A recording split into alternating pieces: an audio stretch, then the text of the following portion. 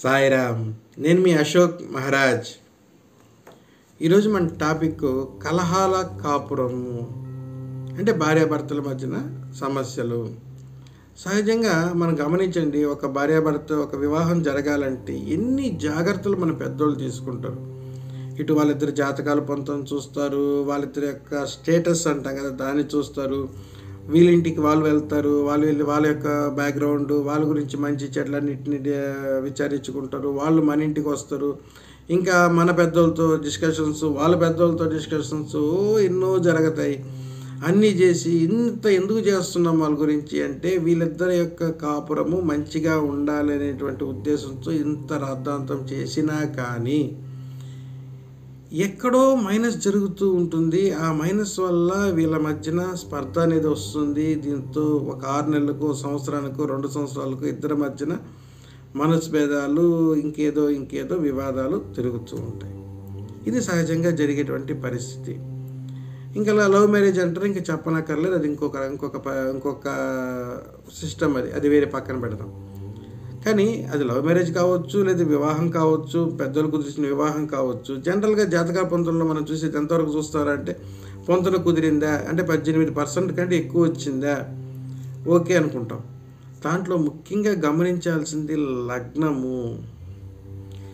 లగ్న పొంతన ఖచ్చితంగా చూస్తీరాలి. ఇంకా అనేక కారణాలు ఉన్నాయి, దాంట్లో ముఖ్యమైనటువంటిది లగ్న పొంతన. ఇంకా రాబోయే రోజుల్లో వీడియోస్లో మనకి ఇంకా ఏ సమస్యల వల్ల భార్యాభర్తల మధ్యన కలహాలు రావడానికి అనే విషయాన్ని చెప్పుకునే ప్రయత్నం చేద్దాము. ఈ లగ్న పొంతనలో కర్కాటక లగ్నం వారికి ఎవరితో వివాహం జరిగితే కలహాల కాపురంగా ఉండడానికి అవకాశం ఉంది అనే విషయాన్ని తెలుసుకునే ప్రయత్నం చేద్దాము. మన ఛానల్ ఇప్పటివరకు సబ్స్క్రైబ్ చేయని వాళ్ళు సబ్స్క్రైబ్ చేసుకోండి. అదేవిధంగా బెల్ బటన్ని యాక్టివేట్ చేయండి. వీడియోని చివరి దాకా చూసి అర్థం చేసుకునే ప్రయత్నం చేయండి. నేను కూడా సాయశక్తిలో మీకు అర్థమయ్యేటట్టు చెప్పడానికి ప్రయత్నం చేస్తాను. మన స్నేహితులకు కావచ్చు, బంధువులకు కావచ్చు, లేదా మనకు తెలిసిన వారికి వీడియోని షేర్ చేయగలరు. కర్కాటక లగ్నం వారు కుంభ లగ్నం కానీ, లేదా మిథున లగ్నం కానీ, వృషభ లగ్నం కానీ, తులా లగ్నం కానీ, మళ్ళీ చెప్తున్నా ఈ 4 లగ్నాలు. మొదటిది కుంభ లగ్నము, లేదా మిథున లగ్నము, వృషభ లగ్నము, తులా లగ్నం. ఈ 4 లగ్నాల వారిని వివాహము చేసుకోరాదు. అవును స్వామి, మాకు ఆల్రెడీ వివాహం అయిపోయింది, ఇప్పుడు మా పరిస్థితి ఏంటి? దానికి వచ్చే పరిహారం కూడా చెప్తాను. కానీ ముందు ఈ 4 లగ్నం, ఒకవేళ మీకు వివాహం కాలేదు, వివాహ ప్రయత్నాలలో ఉన్నారంటే మీరు చూసుకోవాల్సింది ఇది.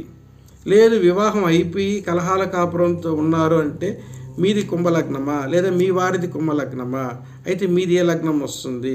2 జాతకాలు పెట్టుకుంటే ఇప్పుడు మీకు జాతకాలు ఆ పట్టీలో మీరు చూసింటే లా అని రాసి ఉంటారు, అదే లగ్నము అంటే లగ్న కుండలి ఆ రాశి. లేదంటే మీకు ముందు పక్క మీరు స్టేటస్లో కూడా వచ్చి ముందు ఫస్ట్ వచ్చేసి ఇంట్రాక్షన్ ఉంటుంది కదా, దాంట్లో మీరు ఏ లగ్నం అనేది కూడా అక్కడ ఇచ్చుంటారు చాలా వరకు.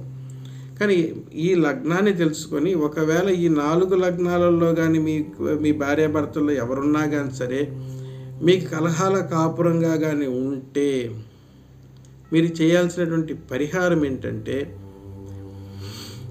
ఒక కొండ మీద ఉండేటువంటి అంటే ఎత్తైన ప్రదేశంలో ఉండేటువంటి శివయ్యని పూజించడము. ఇప్పుడు శ్రీశైలము, ఇలా ఎత్తైనటువంటి కొండల మీద ఉండేటువంటి శివాలయాలు బాగా అర్థం చేసుకోండి. అటువంటి శివాలయాలు, శివక్షేత్రాలని దర్శించడము. దాంట్లో ఎలా చేయాలి? ఒక మంచి సోమవారం రోజు మీరు అక్కడ ఉండేటట్టుగా ప్లాన్ చేసుకోండి. సోమవారం రోజు ఆ శివాలయ దర్శనానికి వెళ్ళేటట్టుగా ప్లాన్ చేసుకోండి. అక్కడ కోనేరు లేదంటే నదో ఏదో ఒకటి ఉంటే ఖచ్చితంగా కోనేరు అయితే ఉంటుంది. ఆ కోనేరులో భార్యాభర్తలు ఇద్దరూ కలిసి స్నానం చేయండి. ఇప్పుడు మనకు జొన్నవాడ, మనకు కంచి కాదు, మనకు కనకదుర్గమ్మ ఉంది. అక్కడ కూడా కొండ మీద అమ్మవారు ఉంటుంది, శివయ్య కూడా ఉంటాడు, మల్లికార్జున స్వామి. కాబట్టి మీరు కొండ మీద ఉండేటువంటి శివయ్య అనేది ఇక్కడ పాయింట్. అక్కడ ప్రధాన దేవత అమ్మవారు అయినప్పటికీ కూడా శివయ్య కూడా ఉంటాడు కాబట్టి సో అక్కడికైనా కూడా మీరు వెళ్ళొచ్చు. నదిలో స్నానం చేయండి భార్యాభర్తలు ఇద్దరు కలిసి. దాని తర్వాత దర్శనానికి వెళ్ళండి. వెళ్ళే ముందు అక్కడ శివయ్యకి సంబంధించినటువంటి చిత్రపటాన్ని కొనుక్కొని వెళ్ళండి. అలా తీసుకొని వెళ్ళిన తర్వాత అక్కడ దర్శనం చేసుకున్న తర్వాత గుడి చుట్టూ భార్యాభర్తలు ఇద్దరు ప్రదక్షిణ చేసుకొని, వీలైతే ఒకవేళ మీకు అవకాశంగా ఉంటే మీ దగ్గర ఉన్న చిత్రపటాన్ని స్వామివారి పాదాల దగ్గర పెట్టిమ్మని చెప్పి అడగండి. ఒకవేళ అవకాశం లేదా ఆ చిత్రపటాన్ని స్వామివారి ముందర ఇలా చూపించి, తండ్రి నువ్వు మా ఇంటికి రా నాన్న అని చెప్పేసి మనస్ఫూర్తిగా నాన్న రా అని పిలుచుకొని ఆ చిత్రపటంలో ఆవాహన చేసుకొని మీ ఇంటికి తెచ్చుకొని ప్రతి సోమవారం రోజు మీరు ఏదైతే కొండ మీద ఉండేటువంటి శివయ్యని పూజ చేస్తారో ఖచ్చితంగా, అంటే పూజ అంటే ఎలా, మీరు ఒక్కరంటే ఒక కర్కాటక లగ్నం వల్లే చేస్తే సరిపోదు, భార్యాభర్తలు ఇద్దరు కలిసి చేయాలి. ప్రతి సోమవారం చేయాలి. వెంటనే వచ్చే డౌట్ ఎన్ని వారాలు, లైఫ్ లాంగ్ మీరు ఎంతకాలం అయితే ఉంటారో అంతకాలము భార్యాభర్తలు పూజ చేయాల్సిందే. మధ్యలో ఏదైనా 1-2 సమస్యలతో ఆగితే పర్లేదు. ఇక్కడ మీరు ముఖ్యంగా మీ ఇద్దరి మధ్యన ఒక ఒప్పందానికి రావాల్సింది ఏంటంటే, మన ఇద్దరం ఎంతైనా గొడవ పడిని, ఏవైనా జరగని, ఏదైనా కానీ సోమవారం రోజు మాత్రము మన ఇద్దరము కలిసి శివయ్యకి పూజ చేసుకోవాలి. అది మీరు చేసి మల్లికార్జున స్వామి, శ్రీశైలం మల్లన్న అయితే మల్లన్న, మీ ఇష్టం, ఎవరైనా సరే కావచ్చు. ఇక్కడ పూజ జరగాలి. కేదారేశ్వరుడు అయితే కేదారేశ్వరుడు, మీ ఇష్టం అది. కానీ కొండ మీద ఉండేటువంటి శివలింగం అది మాత్రం ఆ స్వరూపం అనేది గుర్తుపెట్టుకోండి. మన ఇద్దరం కలిసి పూజ చేసుకోవాలి. దీంట్లో మన ఇద్దరం ఆ క్షణం వరకు మనం ఎంత గొడవ పడదు. ఇక్కడ మన టైమింగ్తో కూడా మీకు సంబంధం లేదు. మీరు ఉదయం చేయాలా, మధ్యాహ్నం చేయాలా, ఈ ప్రసాదం చేయాలా, ఈ దీపం వెలిగించాలా, అన్నీ మీ ఇష్టం. కానీ సోమవారం రోజు కర్కాటక లగ్నం వారు ఇందాక చెప్పినటువంటి 4 లగ్నాల వాళ్ళతో కానీ వివాహం జరిగి ఉంటే ఈ ఒప్పందం ఖచ్చితంగా చేసుకొని ఆచరించండి.